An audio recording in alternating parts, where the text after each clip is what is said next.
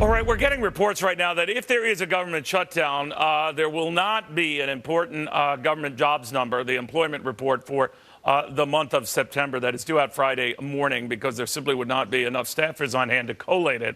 That's a very risky strategy because eventually some sort of information leaks out, and the fear always is in the event of even a partial shutdown, some enterprising trader can capitalize on that trade, on the whisperings of a report that might be strong or weak. The estimate for that report, by the way, is a gain in jobs of about 180,000. I think the unemployment rate expected to hold steady at 7.3%. I doubt very, very much that that report would be delayed, short staff or not. But again, that is the indications out of the Labor Department that it could be because of a possible shutdown. We shall see. Meanwhile, forget ready to roll. Try problems with enroll. Dozens of states reporting problems with the health care laws exchanges ahead of tomorrow's big opening. Dr. Ben Carson warns that this is just the beginning. Doctor, good to have you back. Those exchanges, though, regardless of what happens with the government tomorrow, will be up and running. You argue in a bumpy way, right?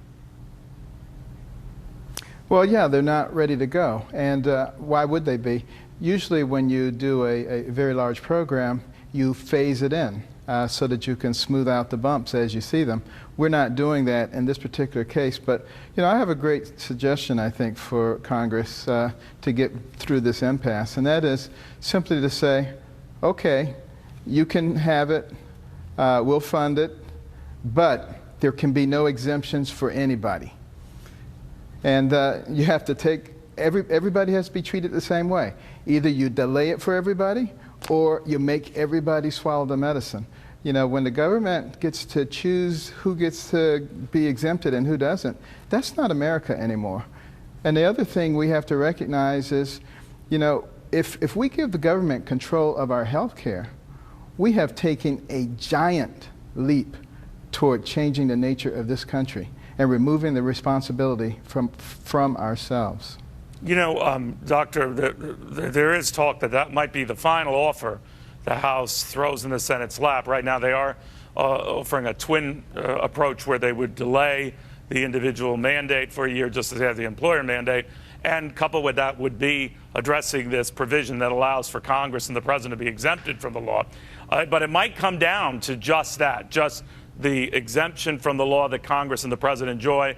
The Senate votes yay or nay on that, along with a clean budget resolution, and that wouldn't put the Senate Majority Leader in a pickle. But he might still argue, Doctor, well, we asked for just something clean, do not address any of the health care law provisions or strategies, and use that as cover. Would that be enough?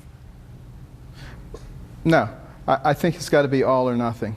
You say this is the Patient Protection Affordable Health Act, and it has to be enacted for everybody the same way. We're not playing favorites with anybody. And if you want to do that, go right ahead.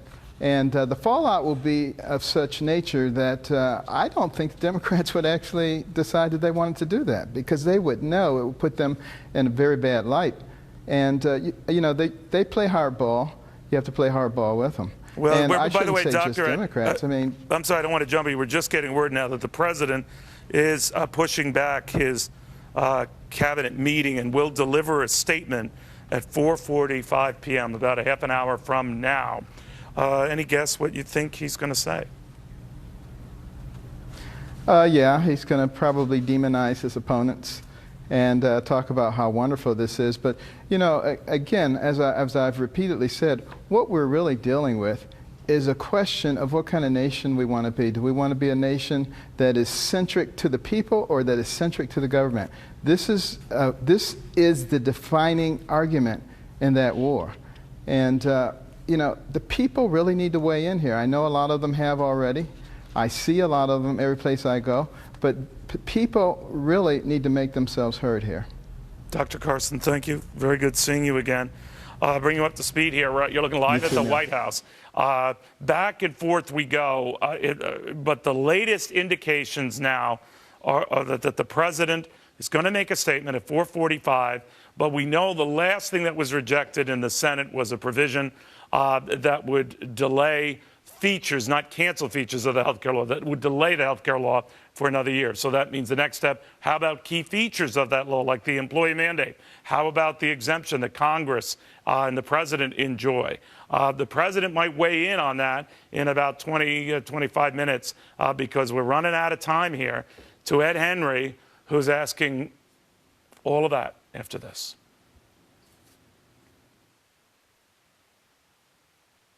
I won this 55